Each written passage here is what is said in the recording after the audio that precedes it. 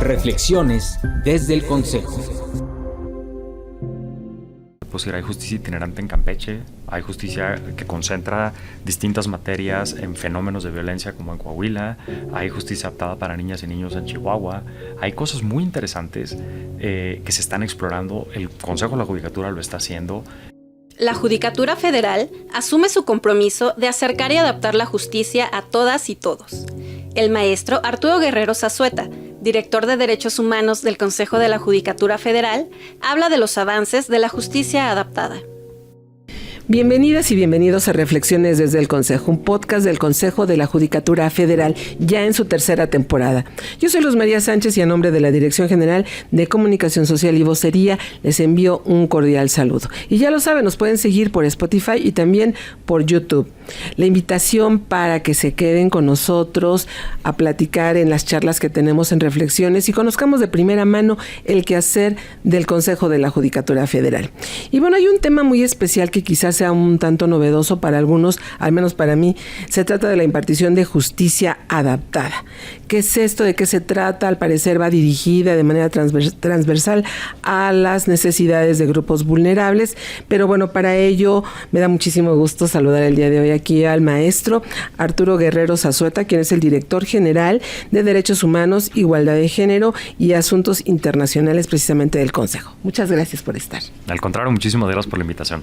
Y bueno, pues para entrar en materia, platícanos por favor, ¿qué es la justicia adaptada? Me encanta la invitación, en serio, muchísimas gracias a la Dirección de Comunicación Social, muchísimas gracias al programa Reflexiones del Consejo, y creo que podríamos empezar quizá dando un par de pasitos para atrás. Cuando pensamos en impartición de justicia, normalmente el enfoque está en tribunales, jueces, personal jurisdiccional, expedientes, sentencias, ¿no? Y hasta ahí como que todo está muy claro.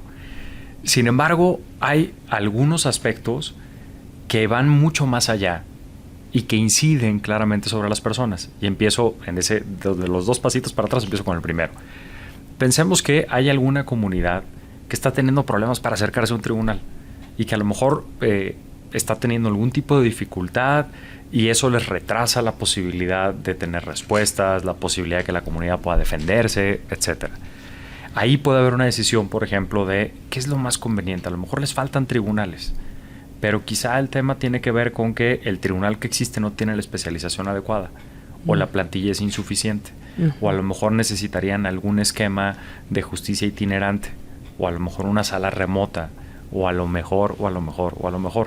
Todo esto va más allá de estrictamente resolver. Hay decisiones ahí de política pública, de política judicial, que impactan muchísimo y esa es una de las funciones menos exploradas del Consejo de la Judicatura Federal. Ahora, otro pasito hacia adelante, ahora sí ya vamos acercándonos al tema. Hay un enfoque en general que es, digamos, el que ha concentrado buena parte de las discusiones actualmente en el ámbito internacional, que tiene que ver con la justicia centrada en las personas. ¿Qué implica la justicia centrada en las personas? Si tú analizas los procedimientos jurisdiccionales que tenemos ahora, un proceso federal, un proceso local, el propio juicio de amparo, muchas veces están pensados desde la óptica del Estado. Están pensados desde qué tipo de procedimiento queremos, qué puede ser lo más eficiente, qué puede ser lo que mejor resuelva, etcétera, pero pensando en la estructura estatal. Y el tema está en que habría que pensarlo desde las personas, porque normalmente lo que hacemos es que le pedimos a las personas que sean quienes descifren cómo se van a acercar al aparato de justicia. Claro. Entonces, cuando hablamos de justicia centrada en personas, el primer gran tema tiene que ver con defensoría pública, asistencia jurídica gratuita. Hay cifras interesantísimas del World Justice Project y de distintos entes a nivel internacional de lo difícil que es para las personas identificar que tienen un problema legal. Si tienen un problema legal, pedir ayuda, que esa ayuda sea jurídica y que eventualmente puedan llegar a tribunales. Eso es clave. Otro aspecto tiene que ver con mecanismos alternativos de solución de controversias, con liderazgos comunitarios que quizá puedan ayudar a resolver un conflicto. Hay todo un tema ahí. Y ahora sí, hay tres enfoques que hemos olvidado mucho, que es justicia procedimental, el trato dentro de un juicio, un enfoque restaurativo de cómo le haces para reconstruir el tejido social más allá de condenas, y justicia adaptada, que implica cómo le hacemos para que sean los tribunales, los procedimientos, las estructuras, las que se adecuen a las personas, considerando que no todo el mundo parte del mismo piso.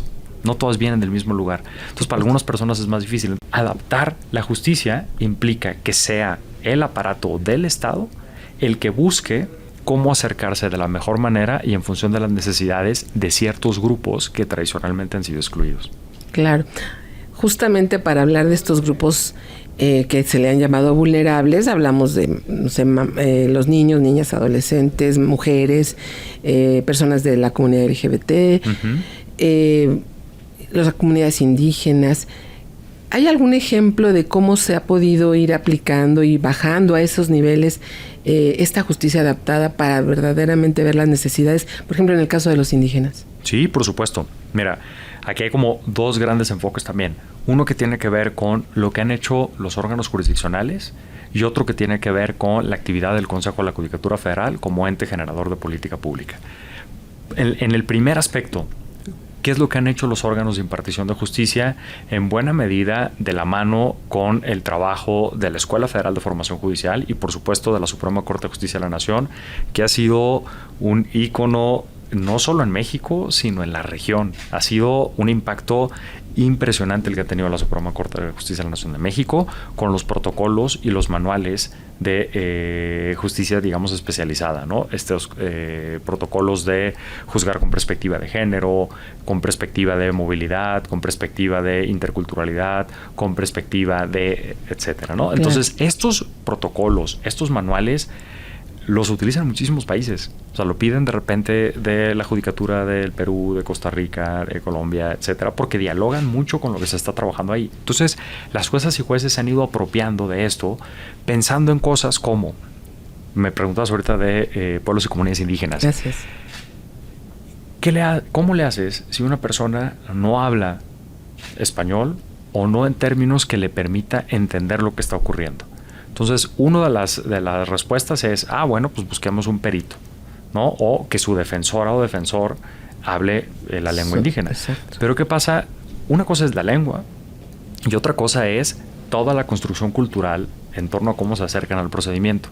Entonces, tú puedes necesitar defensora que hable lengua, pero esa defensora tendría que estar versada justamente en la cultura de esa comunidad específica para que pueda ayudarle a comprender el proceso, o quizá pueda ser necesaria la asistencia de una persona distinta. Ahora, esa persona distinta tendría que ser una perita, un perito especializado, profesional, pero ¿qué pasa con ciertos pueblos o comunidades que quizá no tienen una persona, porque el tema de la especialización te exige que un título, una certificación, y quién te la da? Claro. Entonces, puede haber peritos prácticos. Esos peritos prácticos, ¿qué tipo de capacitación deben tener? Y entonces ahí hay criterios muy interesantes, no solo de la Suprema Corte, sino de tribunales colegiados, de juzgados de distrito, que han ido dialogando con todo esto, adecuando y adaptando la justicia precisamente para que las personas no queden en indefensión, pero no queden aisladas del aparato de justicia. Entonces, ese es un ejemplo espectacular. Y me voy a la segunda parte, que tiene que ver con las políticas desde el Consejo. Uh-huh. El Consejo, por supuesto, que ha apoyado principalmente desde la Escuela Federal de Formación Judicial todo lo que tiene que ver con capacitación, cursos, talleres, programas, maestrías, diplomados, etcétera. Pero también está esta postura de, bueno, ¿qué hacemos desde el Consejo para tratar de empujar esto y acercar a toda la institución? Y yo creo que uno de los proyectos emblemáticos que ha tenido el Consejo, y muy impulsado recientemente por la ministra presidenta, tiene que ver con la colaboración con pueblos y comunidades indígenas y afromexicanos, en un proyecto que arranca con un diálogo con representantes de distintas comunidades. Un diálogo que fue complicado articular, porque de entrada estaba la desconfianza de, claro. y pues, ¿para qué nos están buscando? ¿Están queriendo lavar cara? ¿Están queriendo legitimar algo que no es? Así es. ¿Por qué nosotras y no todas? Y entonces empezó un ejercicio muy interesante donde partimos del desconocimiento, pero con apertura, con empatía y con este ánimo de colaborar y construir en conjunto. Y entonces esto termina empieza con un diálogo donde decimos, oye, es que nos preocupa la brecha digital y la dificultad que van a tener de acercarse. Y de repente alguien nos dice, no, a ver, espérate, internet consigo. Ya que conseguí el internet, ¿qué hago? ¿Ustedes quiénes son? ¿Qué tipo de juicios resuelven? ¿Para qué me sirven? Y entonces empieza un diálogo interesantísimo en el cual, por conducto de la Red Nacional de Abogadas Indígenas, que ha sido la principal socia del Consejo en todo este proyecto, empezamos a trabajar en, primero, 3 documentos, que son, ¿qué es el Poder Judicial de la Federación? O sea, literal explicamos de qué va. Sí. ¿Qué servicios prestamos, principalmente en línea? ¿Y cuál es la cartilla de derechos de pueblos y comunidades, o sea, colectivamente o de manera individual?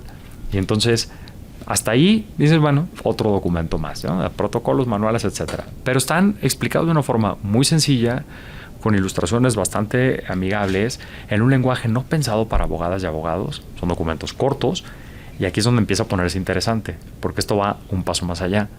Cada uno de estos documentos está explicado en lengua, y actualmente están en videos cortitos, estoy hablando de 1 minuto y medio, máximo 3 minutos, claro, en las principales 20 variantes lingüísticas habladas en el país. Entonces viene la explicación de cada uno. Y hasta ahí también podrías decirme, bueno, ya está interesante, pero ¿y luego cómo les haces llegar eso? ¿Cómo lo distribuyes? ¿Cómo lo difundes? Y pues lo primero que podemos decir es, bueno, vamos a empezar a difundirlos a través de YouTube y de Twitter. Y pues ¿quién lo va a ver? La misma gente que nos ve siempre. Y aquí ha sido muy interesante el apoyo, por ejemplo, de la propia Dirección de Comunicación Social, que ha incluido en las pantallas en los tribunales la transmisión, que no es la misma en todas las sedes. Dependiendo la variante lingüística o las variantes lingüísticas, están en las pantallas constantemente, de modo que las personas lleguen y se sientan bienvenidas, explicadas, que ahí empiecen a tener ese contacto.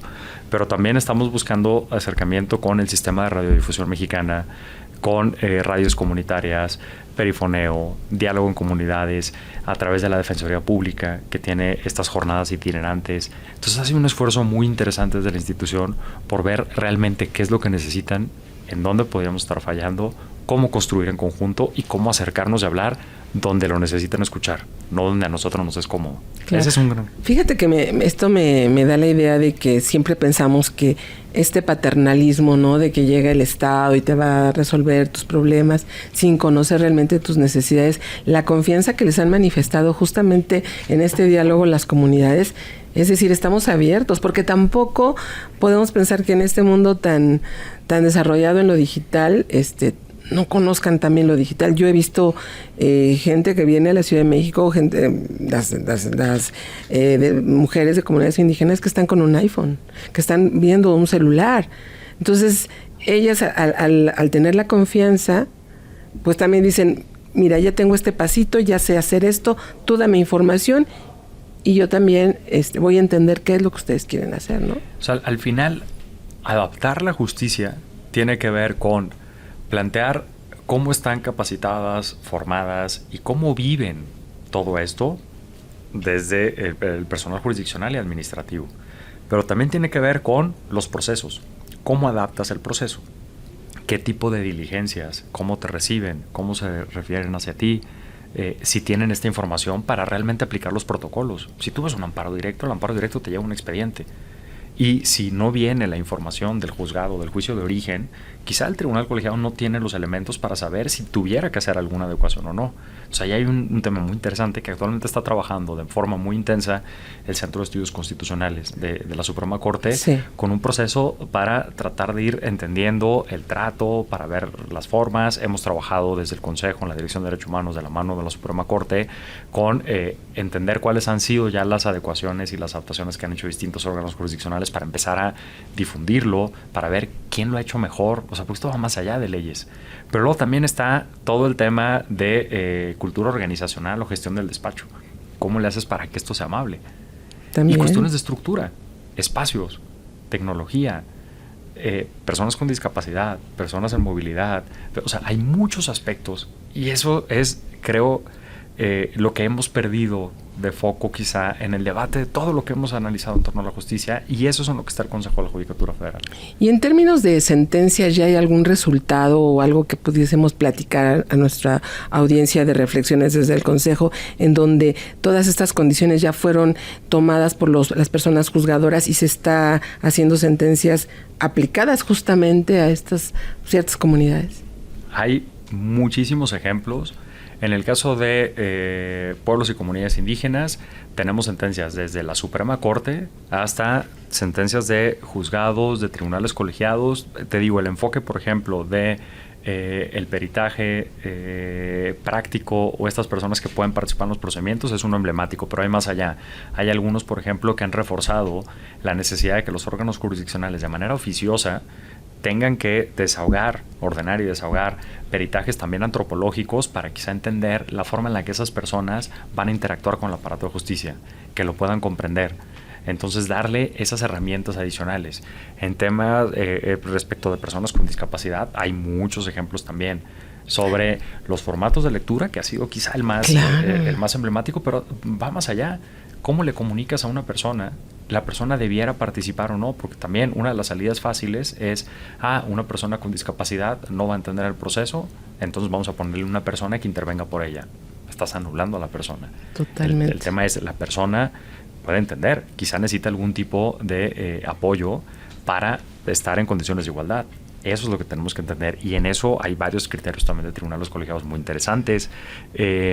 En temas de niñas y niños, por ejemplo, también. Excelente en esa parte, ¿no? Estas sentencias del lenguaje fácil, del lenguaje más rápido, hemos tenido oportunidad de leerlas en menos de 2 cuartillas, explicándole al niño o a la niña por qué se resolvió de tal o cual manera, mucho. ¿no? Estos procesos son progresivos también. Cuando empezó esto, a mí me llamaba mucho la atención porque había formatos que decían, este es un formato de lectura fácil, porque le ponían un osito, le ponían una Catarina, pero decía, hola Diego, yo soy la jueza de distrito. Mira, tu asunto se sobreselló porque las causales de adiós. Pero ha mejorado muchísimo porque esto es una práctica también. O sea, esto no llegas sabiéndolo. Y hay que desarrollarlo, hay que entrenarlo, hay que practicarlo. Y ahí hay avances interesantísimos en eso, pero también en el desahogo de una diligencia para una niña o niño. O sea, no es lo mismo llegar a una sala de audiencias, a participar en un espacio más amable. ¿Quién te habla? ¿En qué términos? Sí. Y también piensas, niñas y niños, pues vamos a ponerles juguetes y cosas y que lo hagan muy amable y muy divertido. A lo mejor la niña va a estar tan excitada, tan acelerada con ese tema que ya no va a querer participar. O sea, si tú le pones un juego de video espectacular, va a decir, no, espérame, yo que quiero hablar contigo si tengo este juego acá. Claro. Quítame el juego y va a haber caos. Va a haber declaratoria de guerra de la niña o niño. Entonces, esos puntos medios son lo más interesante en todo esto. Y, por ejemplo, para la comunidad LGBTQI+, también. Porque son una diversidad enorme, ¿no? De hecho, el enfoque que se está trabajando desde el Consejo es plantear una política integral de justicia centrada y adaptada a las personas, y se ha trabajado en 7 grupos de enfoque distintos. Uno es niñas, niños y adolescentes, otro es mujeres, comunidad LGBTQ+, personas mayores, personas con discapacidad, personas en situación de movilidad y comunidades indígenas, pueblos indígenas y afromexicanos. Esos son como los 7 grandes enfoques y en eso estamos trabajando actualmente. Pues es un universo muy, muy amplio, ¿no? Porque son grupos, decimos, vulnerables. A lo mejor algunos de nosotros cabemos en algunos de ellos, ¿no? Mujeres, o sea, niños, todos cabemos ahí, no nada más es una exclusión de grupos, ¿no? No, y además los puntos de intersección, hay muchos puntos de contacto. Y entonces hay personas que pueden estar no en uno, pueden estar en 2, 3, 4 grupos distintos y empieza a complicarse de manera significativa. Y hay casos límite donde te enfrentas a temas mucho más complejos. Entonces, bueno, en eso estamos. Creo que estas son las discusiones difíciles a las que se enfrenta la justicia cuando hablamos ya mucho más globalmente del tema. Pero estas son las preguntas que vale la pena hacerse. Estos son los problemas reales del acceso a la justicia y esto es lo que sí impacta en la vida de las personas. Y esa ha sido la tarea del Consejo de la Judicatura Federal, de empezar a hacerse esas preguntas difíciles y tratar de ampliar y fortalecer el acceso a la justicia. Pues ya estamos por concluir, amigos. Estamos platicando con el maestro Arturo Guerrero Zazueta, director general de Derechos Humanos del Consejo de la Judicatura Federal. Y esta parte que tú me mencionas es bien interesante porque ahora sí que el justiciable, quienes nos escuchan pueden llegar a la primera fila para solicitar justicia y decir, yo me autodefino como una persona con discapacidad, con tal, quiero una justicia adaptada. Así es que quiero las condiciones para que me escuchen y para que me puedan ayudar a resolver, ¿no? Mira, de entrada partimos de la base de que desde los órganos estatales las personas tienen que estar en el centro.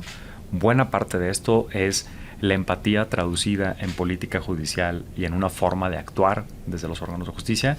Y sin lugar a dudas, hay personas que quizá ni siquiera están conscientes de este tema, ¿no? Que a lo mejor dices, oye, no, yo no tengo una discapacidad, pues no escucho, pero pues no pasa nada. No, pues no escuchas y a lo mejor no te enteras de lo que está pasando en la audiencia, ¿no? Yo tengo auxiliares auditivos y pasé muchos años ignorando que lo mío pues, era una discapacidad y que me había generado complicaciones a lo largo de los estudios, en la carrera, en la práctica profesional, etcétera. Entonces hay cosas que ni siquiera las concibes como tales hasta que te das consciente de eso. El punto clave está en que los órganos de justicia, las juezas, jueces, todo el personal tengan la posibilidad de detectar, de entender, de aplicar y de resolver pensando en la persona. Pues ya para concluir, porque la verdad son temas que nos metemos al detalle y no vamos a terminar nunca, pero ya nos diste una idea muy amplia y general que pueden escuchar nuestros amigos para poder demandar y también revisar qué está haciendo el Consejo en ese término, la Suprema Corte, cuántas sentencias hay que las pueden consultar, está todo abierto en las páginas tanto del CJF, en la página del Consejo, en la página de la Suprema Corte, pero sí me gustaría que cerráramos esta charla con algún mensaje, algo que tú quisieras agregar. Yo creo que dentro de todo lo que estemos analizando sobre cómo mejorar la justicia, antes de centrarnos en las soluciones, demos un paso atrás, entendamos los problemas. Si no entiendes el problema, no estás resolviendo absolutamente nada. Y todo esto es con construcción, con diálogo. Hay personas con experiencia andada a nivel federal, pero hay prácticas locales interesantísimas. Te puedo decir, hay justicia itinerante en Campeche, hay justicia que concentra distintas materias en fenómenos de violencia como en Coahuila, hay justicia adaptada para niñas y niños en Chihuahua. Hay cosas muy interesantes que se están explorando. El Consejo de la Judicatura lo está haciendo. Hay redes como la Red Nacional de Abogadas Indígenas que construyamos en conjunto. De eso se trata. Dialoguemos, escuchemos, comprendamos y actuemos. Exactamente, un diálogo abierto. Así es. Y bueno, pues esperemos que lo que venga sea justo para profundizar en esto y finalmente el beneficiario va a ser estos grupos que históricamente han sido considerados vulnerables, ¿no? Así es. Lo más triste sería perder todo esto y dejar de lado este enfoque. Esto es lo más importante. Pues así concluimos un episodio más de Reflexiones desde el Consejo. Estuvimos con el maestro Arturo Guerrero Zazueta, director general de Derechos Humanos, Igualdad de Género y Asuntos Internacionales. Muchas gracias por estar. Al contrario, María, muchísimas gracias. Y bueno, amigos, les recordamos que Reflexiones desde el Consejo lo pueden localizar en Spotify, en el canal CJF Informa y también en YouTube. La invitación para que nos sigan en todas nuestras redes sociales del Consejo de la Judicatura Federal y una invitación si les gustó esta charla, si les interesó el tema, platíquenlo, compártanlo, hablemos de estos temas, pero con información veraz y confiable. Gracias por acompañarnos, hasta la próxima. Reflexiones desde el Consejo.